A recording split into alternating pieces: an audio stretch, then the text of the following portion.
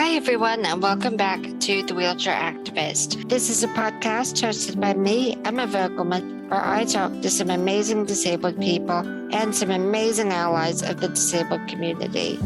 Today, I have my second international guest. We have the host of the I Can't Stand podcast, Peta Hooke. She is joining us all the way from Australia, and I'm so excited to be talking to her about her amazing career and about what is it like being a disabled person in Australia. So let's hop into this conversation. Disabled people are 40% more likely to own their own businesses. Access and equality really has a long way to go.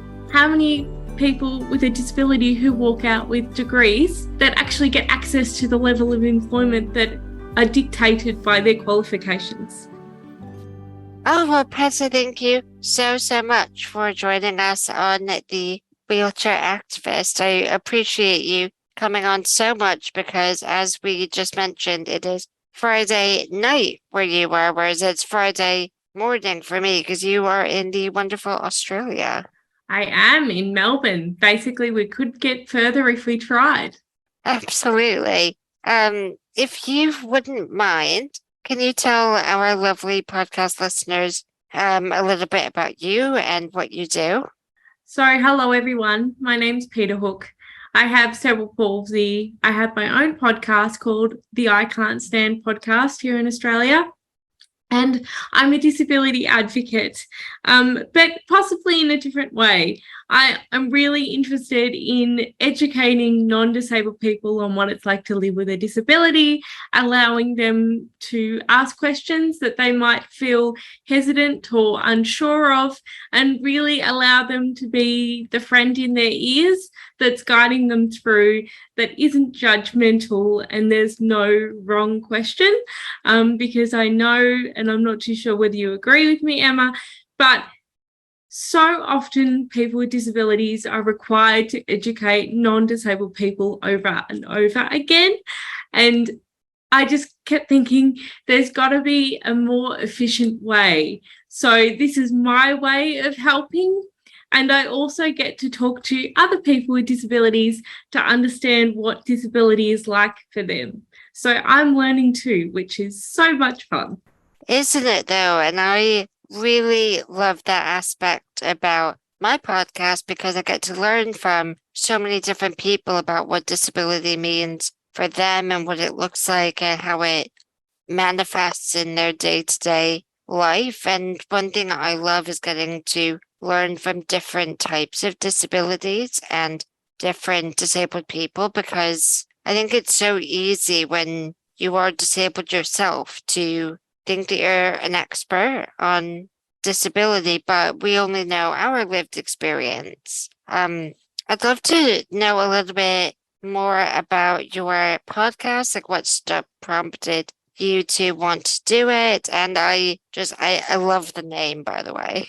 Thank you.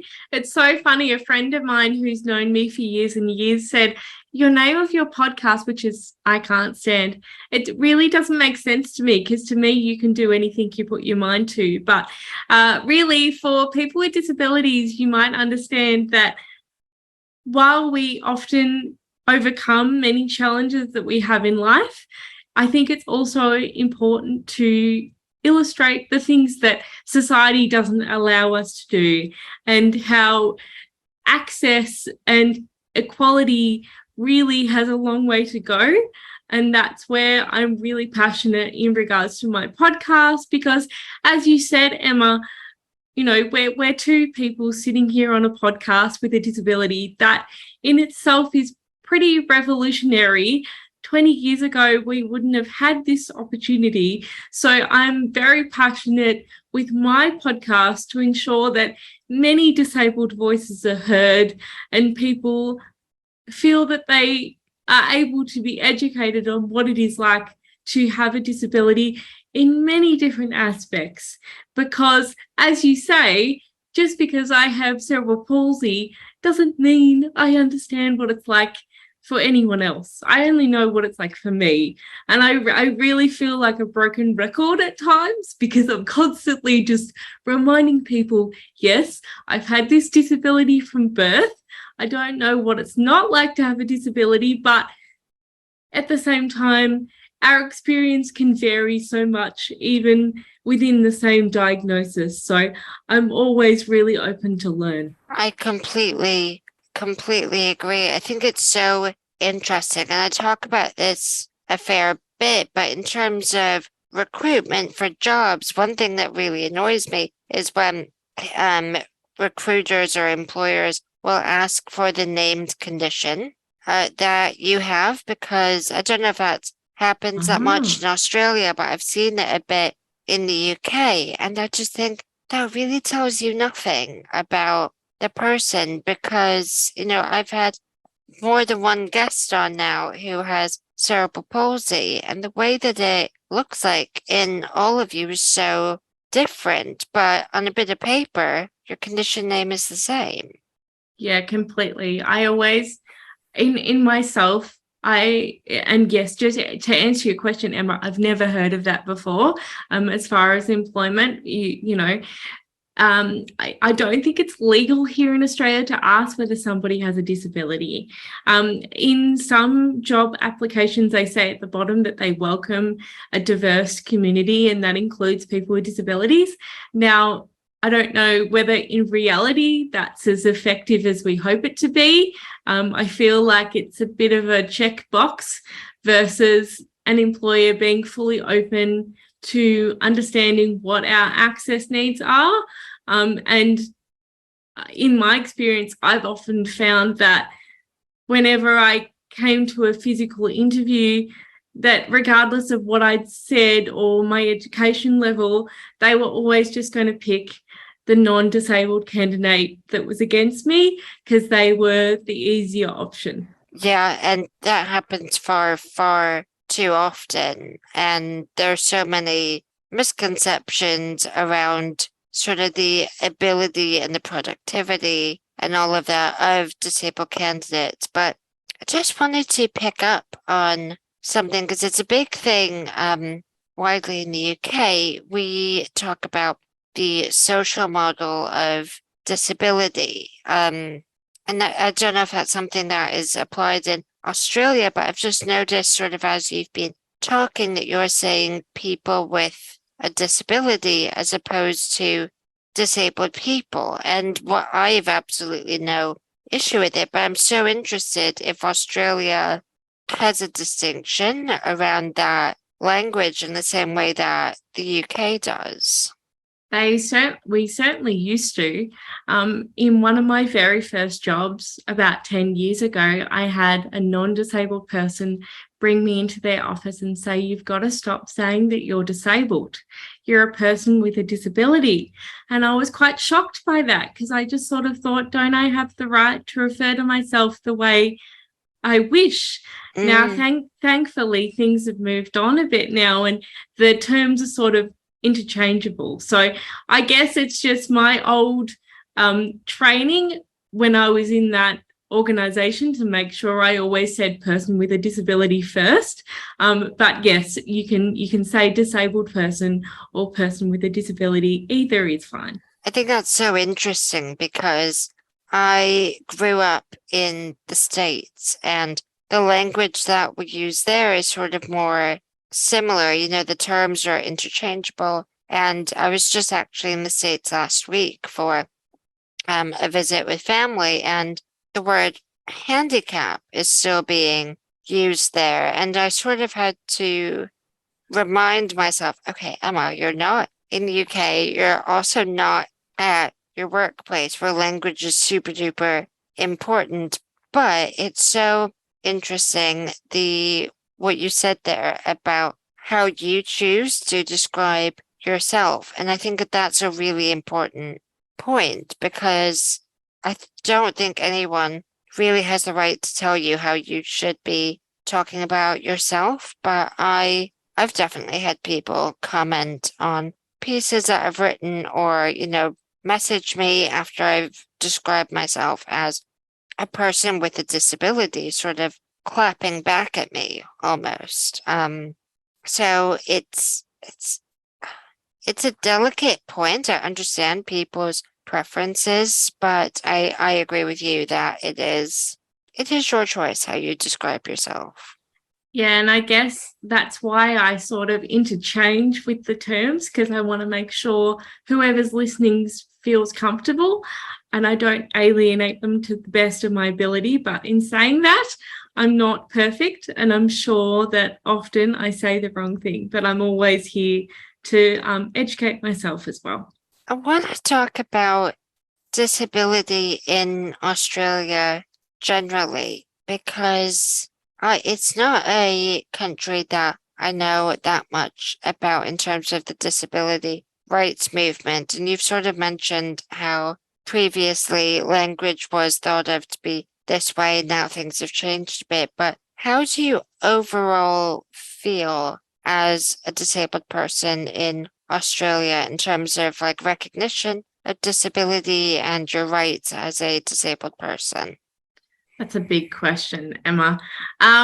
Look, Sorry. no, I love a big question. I guess I would say overall it's improving. And I think that's coming down to the fact that people with disabilities are becoming more visible. We're able to utilize our voice more, and we're able to educate non-disabled people more effectively. But in saying that, we are very behind in other parts of the world. Accessibility here can be quite tricky. And certainly when I went to the UK over 10 years ago, I was astounded by how much thought there was in regards to the disabled person. Back 10 years ago here in Australia, and still now, often we are not thought of or considered.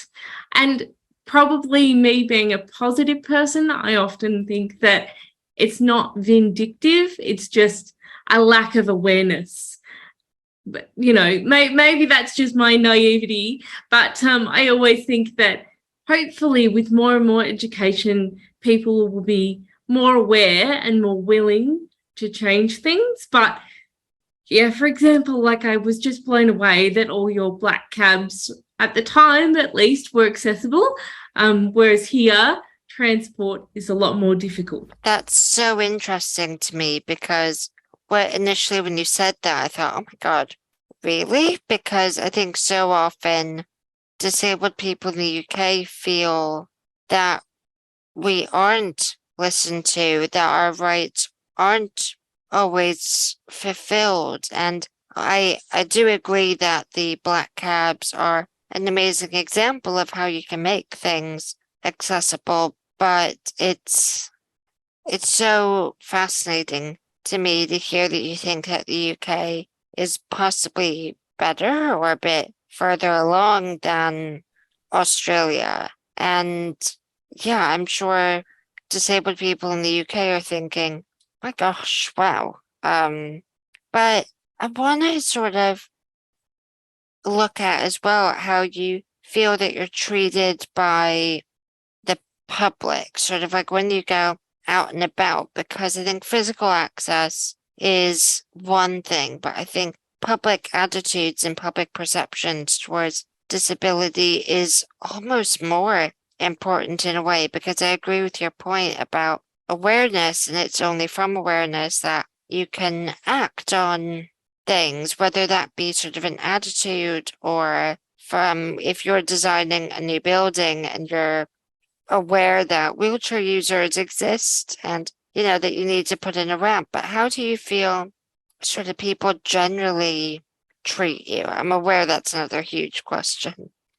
Well, first of all, I just want to say for people who are listening, and maybe you disagree with me and you're thinking, God, like the UK is so far behind. I'd love to hear why that is, because from my perception of the UK, I'd never heard of the concept of the purple pound or the purple dollar, as it would be here in Australia, until I heard of it in a UK context. And it really helped me better understand how disabled people can help the economy, and having that concrete example of how we help the economy and how we are actual people with money that want to go out and do things and spend our own money. Also, great initiatives. You have, and I'm going to miss, the Hidden Disability Sunflower. Like, that is such a great initiative that I believe started in the UK. We have it here now in Australia as well, that help people who have neurodivergent brains to, you know, better interact with an environment that thinks about them and their needs. All those sorts of things. Changing places, toilets started in the UK. Like, while yes, we have them here now, that is where my context is coming from when I say the UK is so far ahead. That's really a good point. And I think, if people aren't aware of the sunflower lanyard scheme, it is a scheme that so there are lanyards that you can wear, or I'm sure there are badges and other things, but the one that I'm familiar with is a lanyard that you can wear, and it essentially signifies that you have an invisible disability and that you may need certain support in whatever venue or whatever place that you're in, and it sort of signals to staff that you may need some support. It's been a big thing throughout the pandemic. I know that during the pandemic, people were wearing them quite a lot for supermarkets, sort of either not jump the queue or to get support from a member of staff when they're shopping for their food.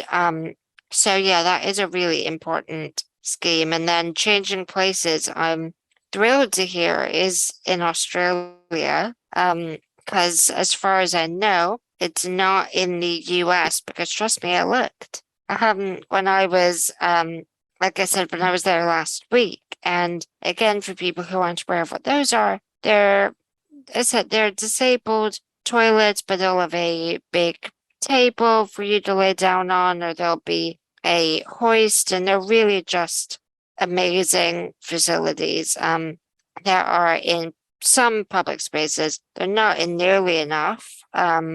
But I think that campaign is just fantastic and will continue to grow. So going back to your other question before I rudely interrupted you, Emma, I like, as far as how I feel that I'm treated when I go out into public, for me, I really want to acknowledge my privilege in this space because, my disability is visible. So therefore, people know how to interact with me from a particular standpoint. They have a level of knowledge that I can assume that they understand what a wheelchair is.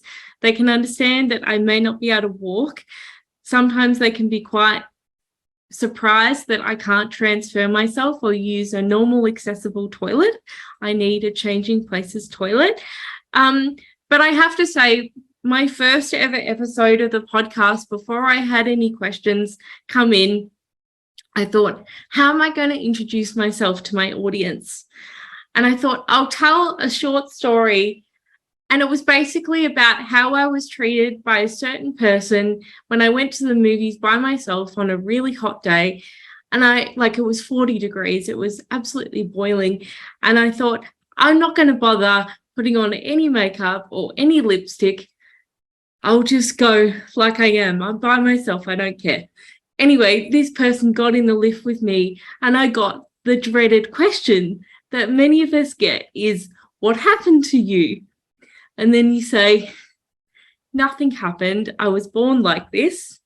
And then you get the tragedy, pity, and then you're trying to educate them and say, oh, no, it's fine. I promise, really, it's fine.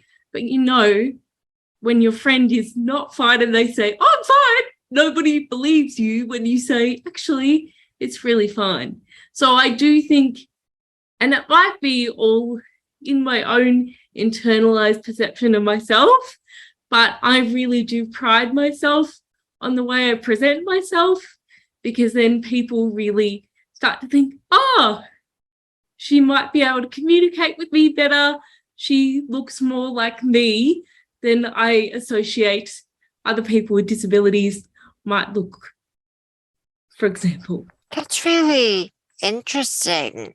And I never really thought about it in that lens. And I mean, it's something that's come up a bit on this podcast before. Well, I don't know if you know Samantha Rank, but we were talking about her fashion and how she loves to express herself through fashion. And one time she was out and about and people were looking at her and she felt a bit self-conscious about it and thought it was because of her disability. And her sister said, well, maybe they're looking at you because you're wearing an amazing outfit.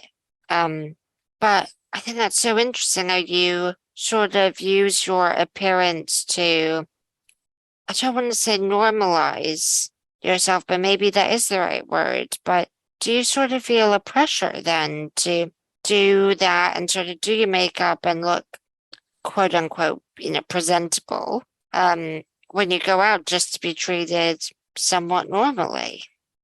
I think it's also an attribute to my personality. I really love clothes. And that's a very common theme that happens through my podcast, particularly with people who identify as women that I've had on my podcast. Often, many of us love to dress colourfully, love to dress loudly, and love to give people something to look at. Because from my perspective, people are going to look at me anyway. So I may as well give them something that's, something that I don't have to explain or doesn't have any sort of emotion behind it. Because after all, you're more likely to come up and talk to someone in a positive way if you really like their shoes or their handbag or their top or whatever. So I find it a really great way to break the ice. That's so interesting. And it's making me think about examples in my own life, where I have worn a particular pair of boots or shoes or something, and people have commented on it, and it does make you feel good. And I think that's so interesting how people might be more willing or more comfortable coming up and saying, oh, your boots are really cool. Where did you get those? And you get less of the, oh my God, what happened? Questions. But that's so interesting. And I think in terms of disability in Australia generally, sort of where do you think it's going? Where do you think there is room for improvement? What would you like to see? There are so many things, and I'm sure it's very similar to over in the UK. Things like access to education. We still have quote unquote special schools here in Australia, which I'm very against. Personally, I feel very lucky that I went to mainstream school. The fact that how many disabled people have access to go to university if they wish to? How many people with a disability who walk out with degrees, like I did, that actually get access to the level of employment that are dictated by their qualifications? Or are we all in low-level paying jobs? And by being in those low-level paying jobs, are we expected to feel lucky that we've had that opportunity simply because we have a disability?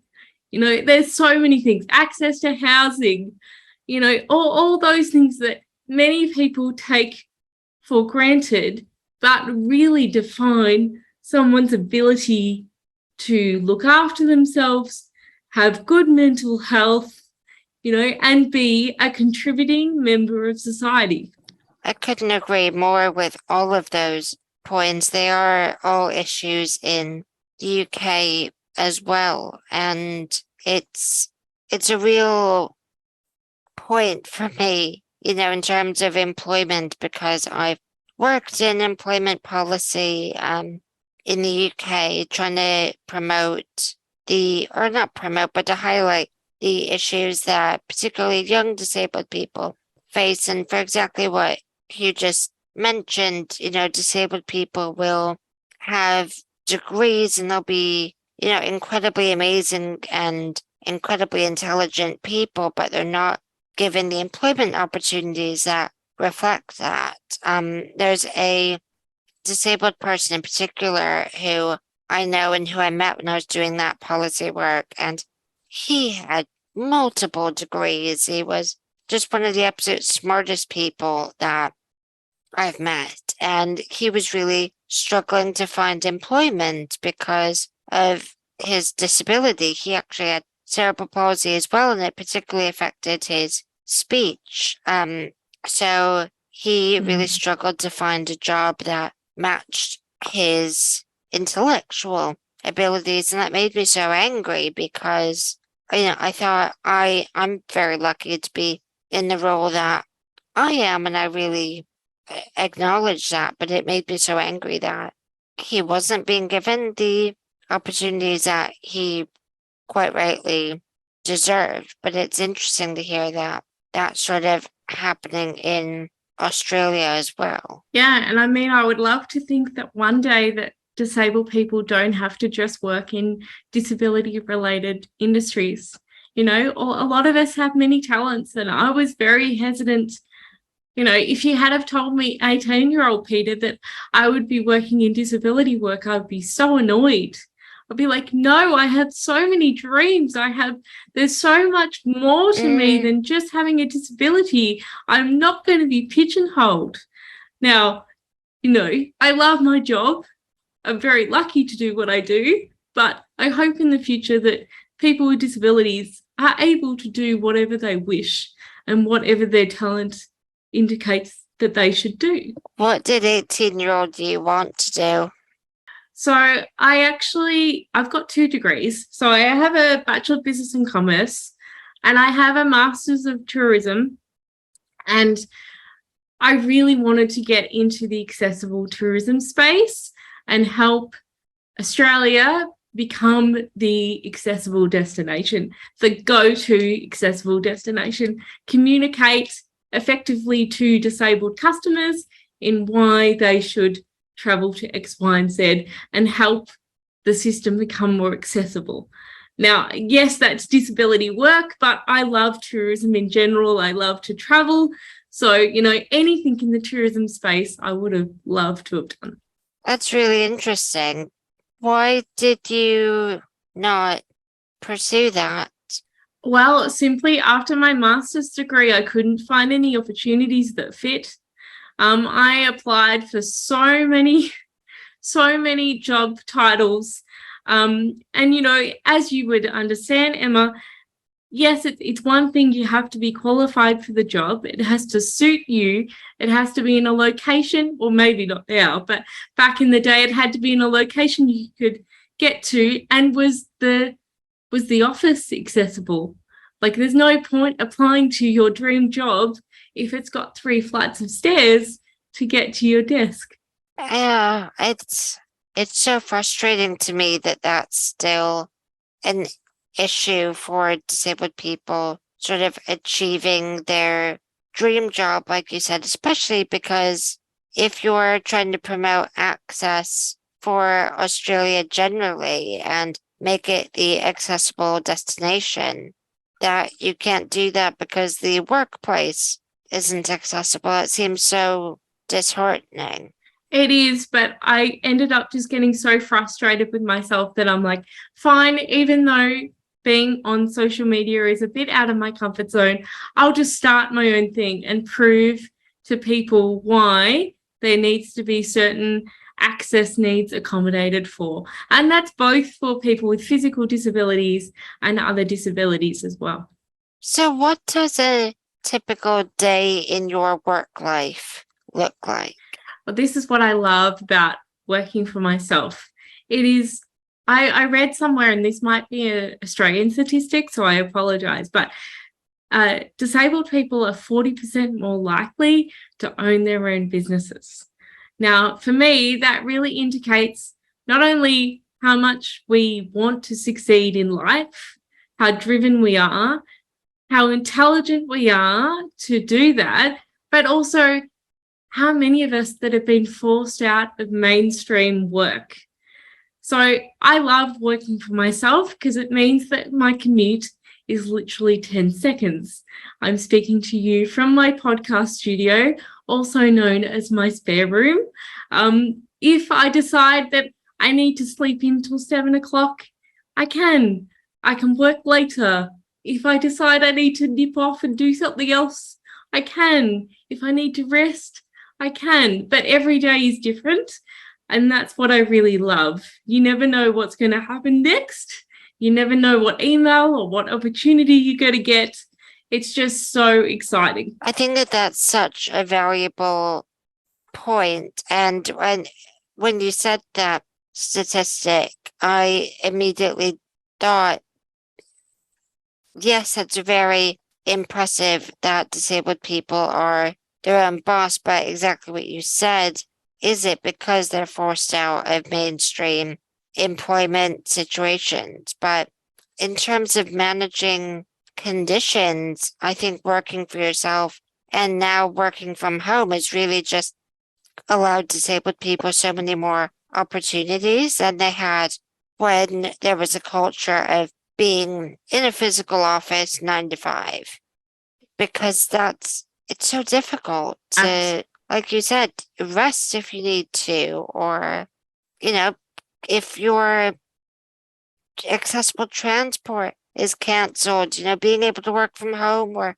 all of those different barriers just go away.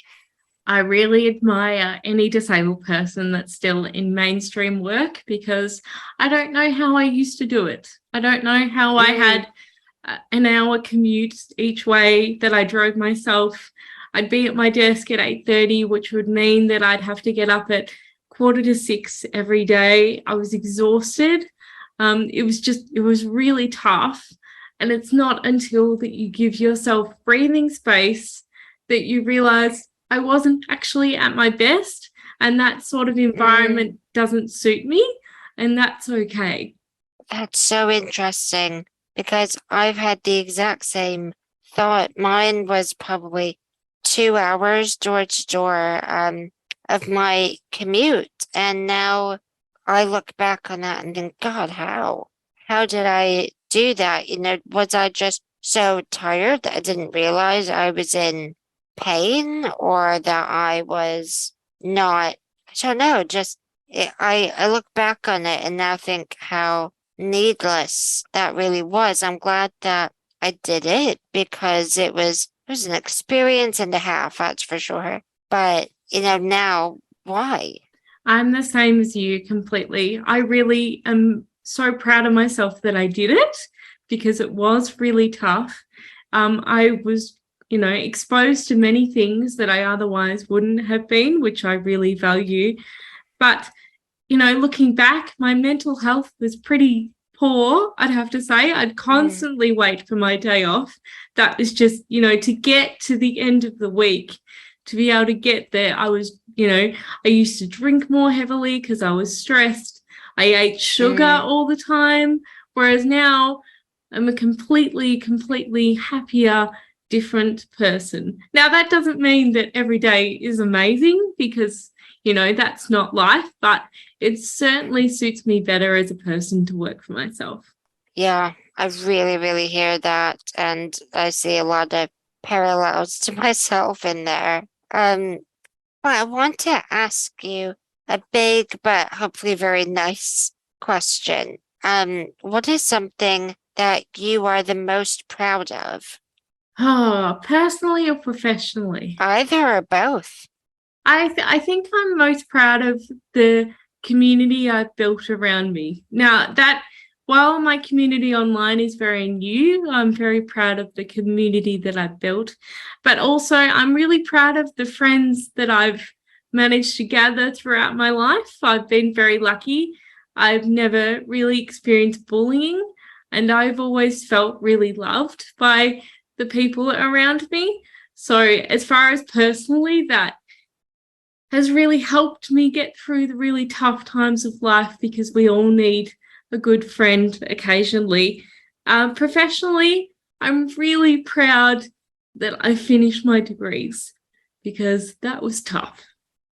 I think online community is so important, and it's something that comes up a lot when I talk to disabled people, but particularly disabled influencers and social media personalities, because it's just invaluable, the support that you get from other disabled people online, or the feeling when a non-disabled person will get in touch and say that they've learned something because of something that you've posted or something that you've written and shared, because it just really makes you feel like you've done what you set out to do. I don't know if that resonates with you.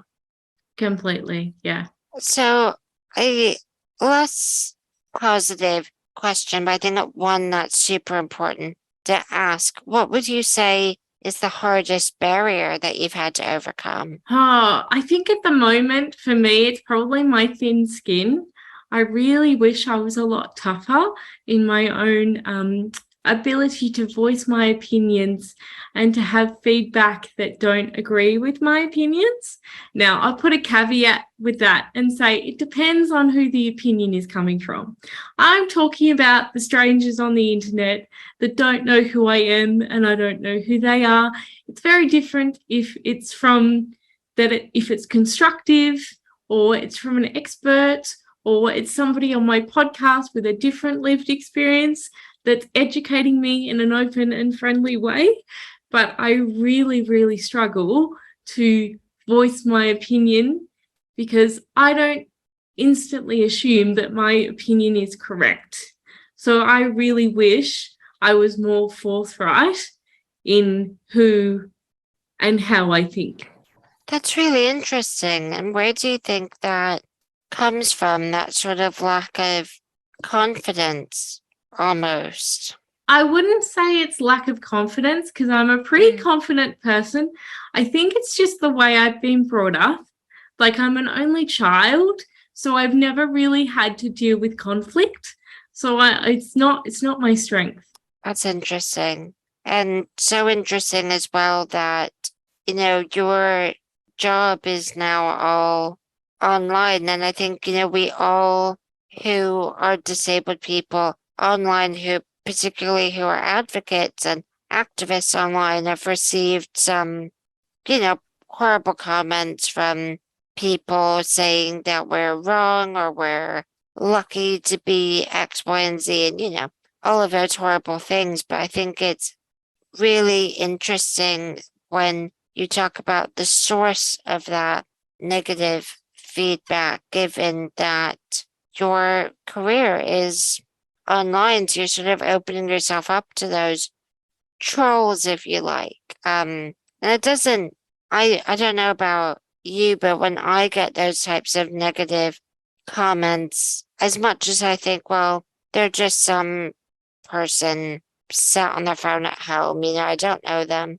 they don't matter, but it does hurt when, people are negative towards something that you've said or that you've done. I don't know if that sort of relates to you at all. I wish I could say it was like a water off a duck's back, but it's really not with me. I overthink. I mean, like, for example, I commented publicly on somebody's post yesterday, and it was just a really nice comment saying, "Welcome to the disability community. Congratulations. You may not be ready, but the community is really empowering and supportive." And I instantly got so many comments saying, "How dare you assume that she refers to herself as disabled," or, all those sorts of things. That instant thing of disability is a negative in other people's eyes. And I find those sort of comments really confronting, because how do you change somebody's mind when they think like that? Nobody, I don't think, has ever changed their minds in the comment section on the internet. It certainly seems that way. It's sort of, you could go back with the best of comments saying, like, look, I'm disabled. I really take a lot of value in that bit of my identity and in the community and all of that good stuff. But other people, like you say, have this idea that disability is wholly negative and that there can't be anything good about it because, oh, well, you can't walk up a flight of stairs. Well, really, what does that mean? Yes, it's annoying when there are no other options to get up to the other floor, but it's not the tragedy that I think a lot of people assume it to be. And like from my perspective, can you imagine if we actually thought that our lives were tragic? Like, what's the point? For many of us, we didn't get it. None of us choose to have a disability. This is the thing. It's not like we all put our hands up and said, yes, we'll be disabled. Now, don't get me wrong. I really am proud that I'm a disabled woman. But, I just think there's no point trying to argue with people when you're basically just talking to a brick wall. I find it really, really frustrating. And many disabled advocates that I know constantly say, Peter, you need to be more out there. And I'm just still trying to figure out what that means for me. What advice would you give yourself on how to get there? So if it was a friend who was saying that to you as to how they felt, what advice would you give to them? Well, in my own head, with how I'm rationalizing it at the moment, and it may change, for me, I will always refer other people to people that are confident in their opinions and their perspectives. And because I say, look, I have many strengths. Put me on a podcast and chat with people and get to know them and to help people better understand what disability is. I'm your girl. If you need fashion advice on how to make clothing accessible, I'm your girl. If you need tourism advice, I'm your girl. But it's actually okay to not be everything to everyone. I think there's too much pressure on disabled people by default to be that outspoken voice because, yes, while it's needed, completely needed, not all of us are suited to that.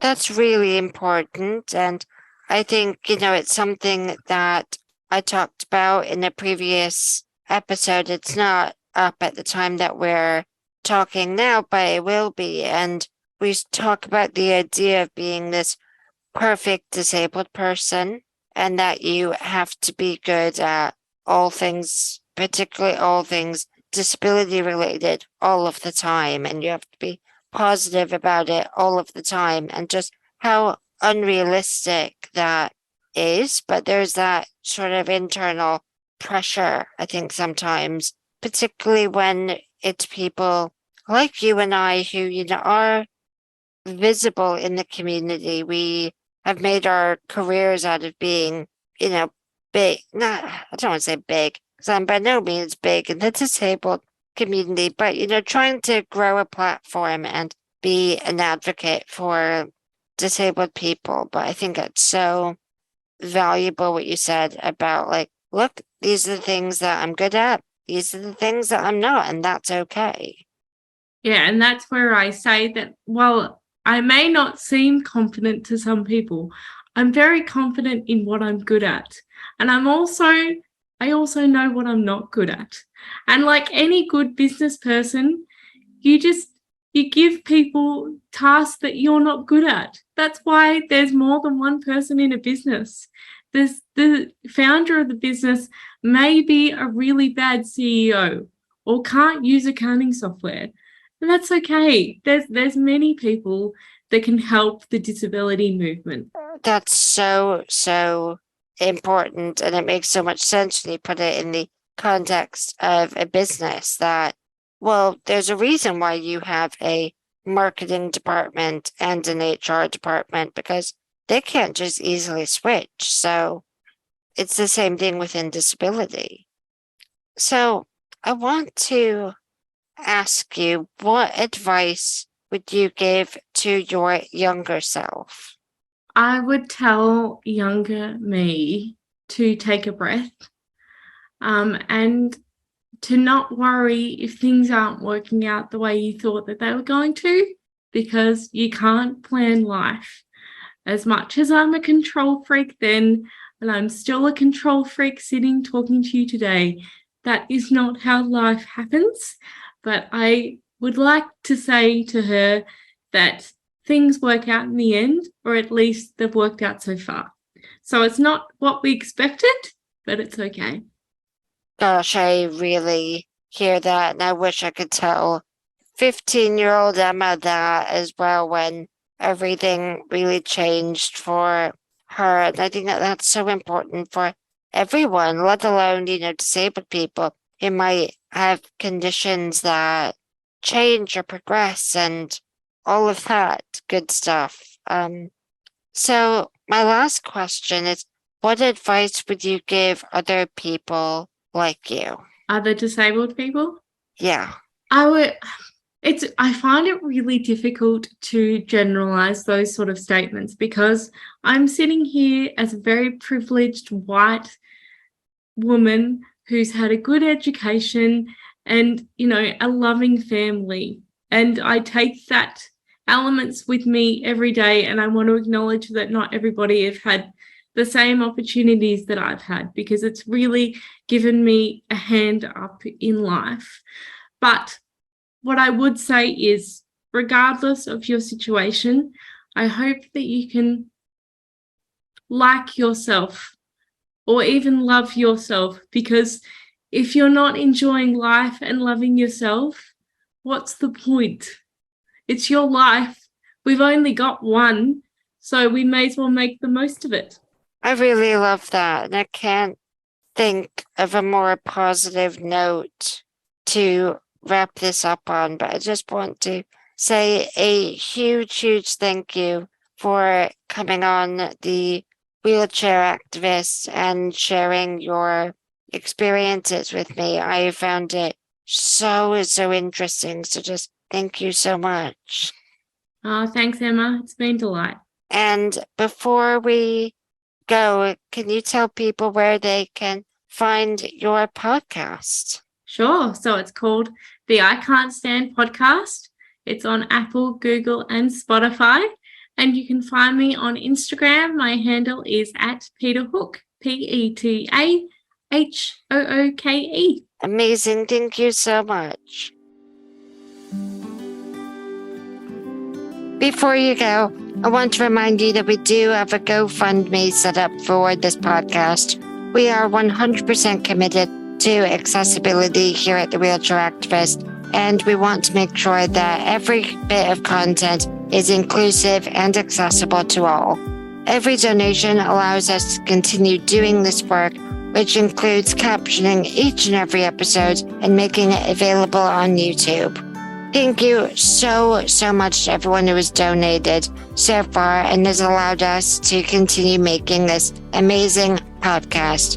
Please give this podcast a share far and wide so everyone can enjoy the amazing content. This podcast has been hosted by me, Emma Vogelman, produced by me and Isabel Anderson, and edited by Joe Tapper. Thank you so much for listening, and I can't wait to see you in the next one.